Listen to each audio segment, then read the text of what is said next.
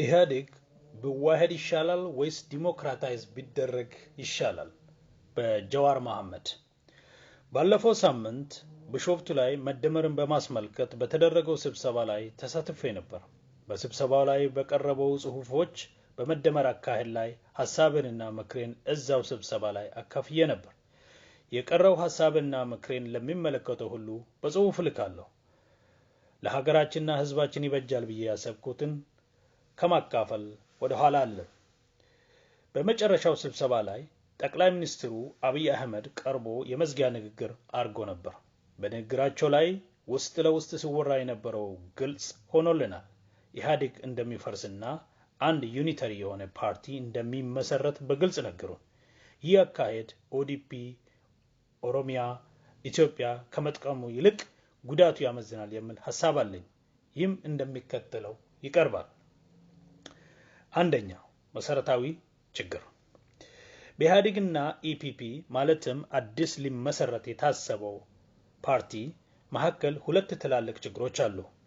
ኢሀድግ ኮሊሽን አሊያንስ ሲሆን ይህ ይረዳዱ የነበሩ ፓርቲዎች በማዋሃድ አንድ ወጥ ፓርቲ ይሆናሉ። ከዚህ በኋላ ኦዲፒ ወይም አዲፒ የሚባል ፓርቲ የለም ማለት ነው። ሁለተኛው ችግር ኢሀድግ ውስጥ አባልነት በብሔር ነው። ይህ ማለት መጀመሪያ በብሔር ተደራጅና ድርጅታዊ አወቃቀር ፈጥረ ከሌላው የብሔር ድርጅቶች ጋር ትረዳዳለህ፣ ኢሀድግ ትባላለህ። ለምሳሌ ያህል ገመዳ መጀመሪያ ኦዲፒ ውስጥ አባል ይሆናል። ኦዲፒ ደግሞ ኢሀድግ ውስጥ ገመዳን ይወክላል። ገመዳ፣ ቶላ፣ ሀጎስ፣ ግደይ፣ ድፋባቸው፣ ጫን ያለው በብሔራቸው ይደራጁና ድርጅታቸው ደግሞ ኢሀድግ ውስጥ እነሱን ይወክላል።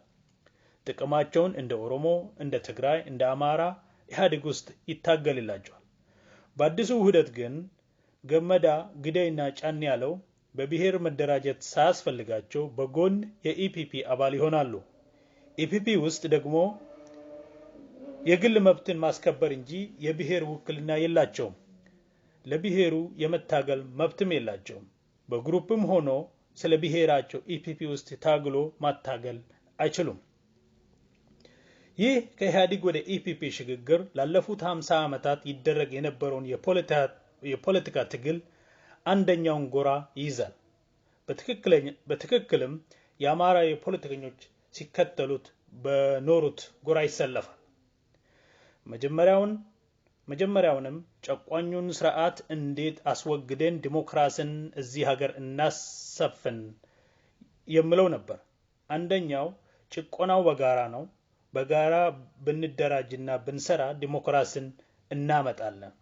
There is collective repression, solution to be sought through collective action toward collective emancipation የሚል ነበር። ሁለተኛው ጭቆናው በግል እንጂ በጋራ አልነበረም። ግለሰቦች ተሰባስበው ቢደራጁ ዲሞክራሲን ሊያመጡ ይችላሉ የሚል ነበር። ከዚህ ውስጥ የኦሮሞ ፖለቲከኞች የወሰዱት አንደኛውን እንደ ህዝብ ነው የተጨቆነው የሚለው ነው። እንደ ህዝብ ተደራጅተን እንደ ህዝብ ታግለን ነፃነትን እናመጣለን የሚለውን አቋም ያዙ። አጋር ካስፈለገንም ከብሔር ከተደራጁት ጋር እንረዳዳለን በማለት ትግልን ጀምሮ ለዛሬ ያደረሱት። የአማራው ፖለቲካ ግን እንደ ህዝብ የጨቆነም የተጨቆነም የለም በሚለው አቋማቸው ጸንቶ እስከ ቅርብ ጊዜ ደረሱ። መሰረታዊ የዚህ ሀገር ፌደራሊዝም እንደ ህዝብ የተጨቆነና የሚለውን ይዘው መሰረታዊ የዚህ ሀገር ፌደራሊዝም እንደ ህዝብ ተጨቆነናል የሚለውን ነው እንጂ እንደ ግል የሚለው አይደለም። የኢትዮጵያ ህዝብም እኛ የኢትዮጵያ ብሔር ብሔረሰቦች ብሎ የሚጀምረው ያለ ምክንያት አይደለም።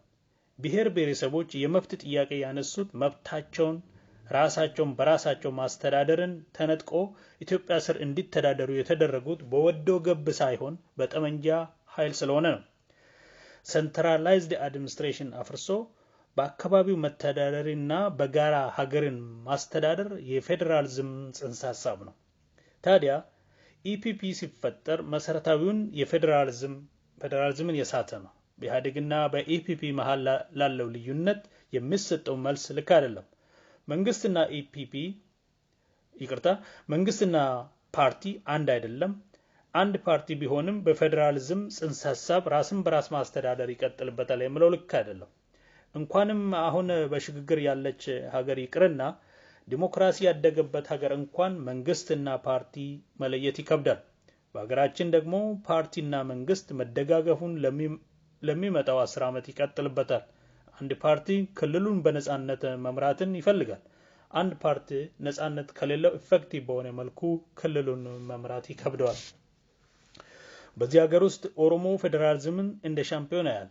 ታዲያ መሰረታዊ የፌደራሊዝም ስርዓት ማለትም ራስን በራስ የማስተዳደር የሚጻረር ዓላማ ይዘ ስትቀርብ የኦሮሞ ህዝብ ጥርጣሬው ከፍ ይላል።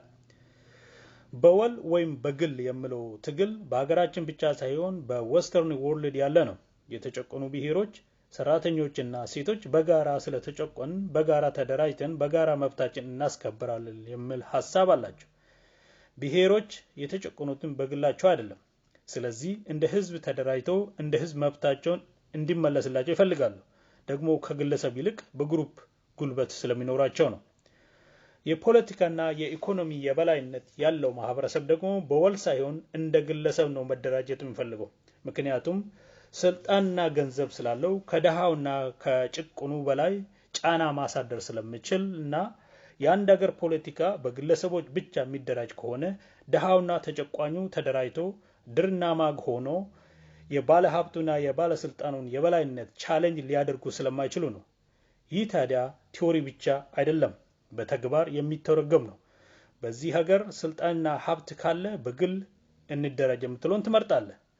ደሃና ጭቁን ከሆንክ ደግሞ በወል የሚለውን ትመርጣለህ ማለት ነው። ለኦሮሞ ምን ይሻላል? ክቡራን አድማጮቻችን ሁለተኛውና የመጨረሻውን ክፍል ሌላ ጊዜ እንመለስበታለን። አሁን ስላዳመጣችሁን እናመሰግናለን።